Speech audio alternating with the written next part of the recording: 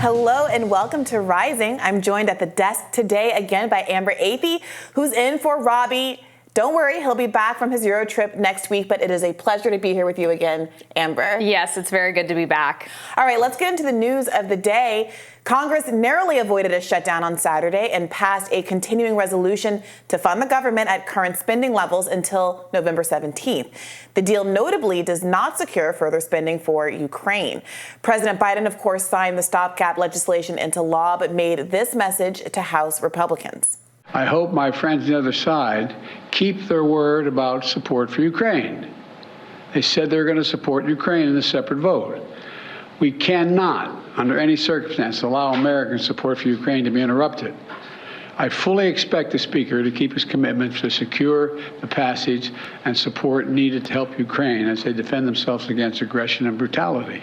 Meanwhile, over on the other side of the aisle, Speaker McCarthy's intra-party feud with Freedom Caucus leader Matt Gaetz shows no signs of calming down. Are you going to make a motion to vacate? Speaker McCarthy made an agreement with House conservatives in January, and since then he has been in brazen, repeated material breach of that agreement. This agreement that he made with Democrats to really blow past a lot of the spending guardrails we'd set up is a last straw. And then overnight I learned that Kevin McCarthy had a secret deal with Democrats on Ukraine. So as he was baiting Republicans to vote for a continuing resolution without Ukraine money, saying that we were going to jam the Senate on Ukraine, he then turns around and makes a secret deal. Now, I know you and I probably have different views on U.S. involvement in Ukraine, but however you think about that question, it should be subject to open review, analysis, and not some backroom deal. So I do motion to vacate tomorrow? I do intend to file a motion to vacate against Speaker McCarthy this week. I think we need to... Speaker McCarthy seems unfazed. Here he is responding to the threats yesterday. He says he's coming for you. Can you survive? Yes, I'll survive. You know, this is personal with Matt. Matt voted against the most conservative ability to protect our border, secure our border. He's more interested in securing TV interviews than doing something. He wanted to push us into a shutdown, even threatening his own district with all the military people there who would not be paid, only because he wants to take this motion. So be it. Bring it on. Let's get over with it, and let's start governing. So for some context, there was a more conservative, let's call it Freedom Caucus version of a resolution that was voted down. It lost by like 22 Republican votes. And so I believe that's what McCarthy is referencing. There was this option to have a more conservative plan go by, but is this really just being held up by the Freedom Caucus because they want to grandstand on television as opposed to wanting to actually advance any specific agenda points that conservatives say that they care about, like border funding, border security, et cetera? It does seem like, at least superficially, getting the Democrats to get on board with this bill that does not include any additional spending to Ukraine is a win, even if it's a symbolic one, because it also is going to force an up-down vote on that singular issue, which is something that Matt Gaetz has been wanting, generally speaking. And it will reveal, for better or for worse, the extent to which most people in Congress, including most Republicans, are actually very gung-ho about what looks like borderline unlimited spending for Ukraine. And that does seem like a win in and of itself, even if ultimately more spending does come down the pike. What do you make of this? Yeah, I tend to agree. I'm not even sure that there's any evidence necessarily that there is this supposed backdoor deal with Kevin McCarthy and the House Democrats. They did release this statement where they said, when the House returns, we expect Speaker McCarthy to advance a bill to the House floor for an up or down vote that supports Ukraine, consistent with his commitment to making sure that Vladimir Putin, Russia, and authoritarianism are defeated. So Gaetz is kind of reading into that. Maybe he has other info that I don't know about, but I think he's probably reading into this statement that these Democrats are, I guess, suggesting that McCarthy promised them that he would bring this bill up later on. But I agree. I was happy to see that this CR did not include the Ukraine funding. And it is kind of frustrating that there was a potentially better CR from Freedom Caucus terms earlier on in the process. I think there was a version at one point that could have passed the House that had 8% spending cuts alongside those border security measures. Would that have passed in the Senate? I don't know. It probably would have been pretty close. But as you get closer to, of course, shutdown day, people are more willing to vote on things that they don't necessarily 100% agree with. I think the problem here is that the Freedom Caucus perhaps just tried to take their demands too far, and they didn't know where the line was. Well, speaking of where is that line, what do you make of Matt Gaetz's threat that he's going to try to oust Kevin McCarthy? I mean, it's not surprising, right? He left that that piece of paper in the changing room, on the changing room table of a bathroom on Capitol Hill, that said that he was going to file this motion to vacate, and it was like conveniently placed next to a half-empty iced coffee. I think he definitely left it there on purpose as a warning shot. And he's kind of been threatening this since Speaker McCarthy took the helm, right? And he never voted for him in that entire process. So this is something that's been bubbling over for a while. But I think the problem is that Republicans don't have realistically anybody else that could bring the caucus together as well as McCarthy has. As much as I don't like McCarthy very much. I don't trust him. He's not, I don't think, a true blue conservative, I guess you could say.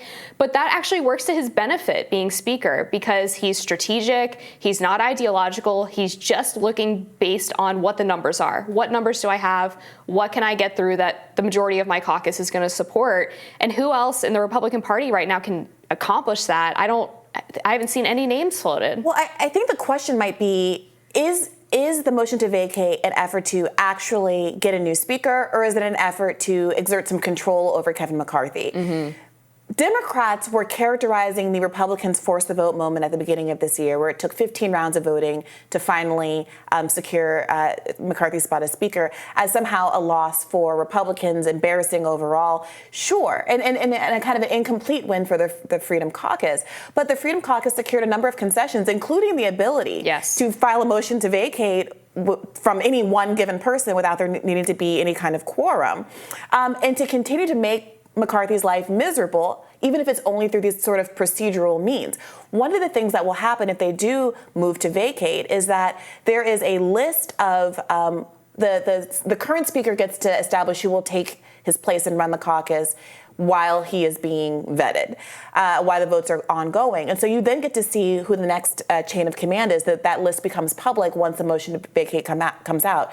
So there is a kind of gain in terms of revealing who the subsequent leaders would potentially be, seeing what Kevin McCarthy's leadership hierarchy is, and again, putting him in this very embarrassing situation where he is in limbo, all because, grandstanding or not, a small cohort of the Republican Party wants to make their priorities known.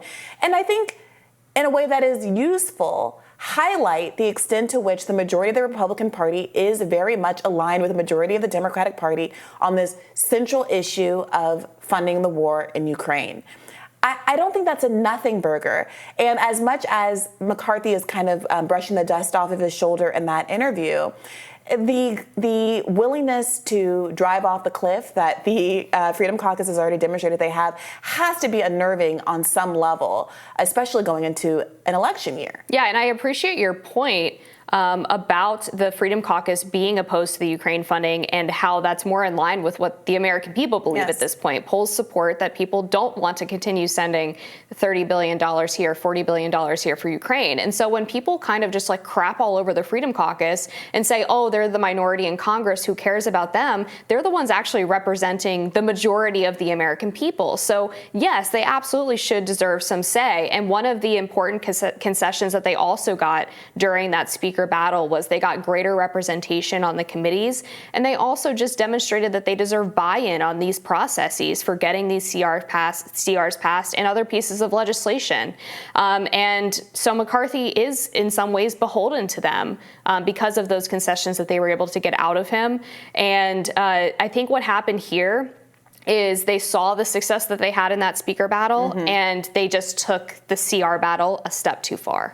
Yeah, I mean, I will also say Republicans are getting a lot of goodwill, frankly, out of there being so many, well, at least a minority of people in their own ranks that oppose unlimited funding to Ukraine.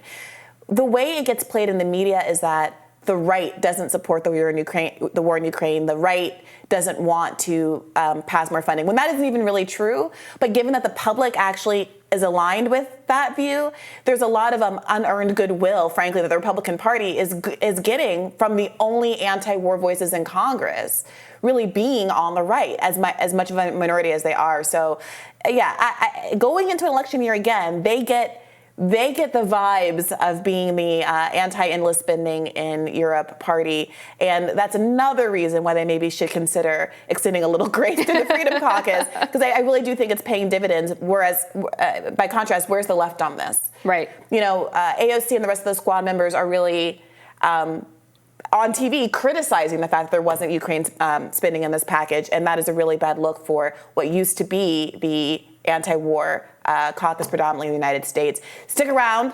We, of course, have more Rising for you right after this.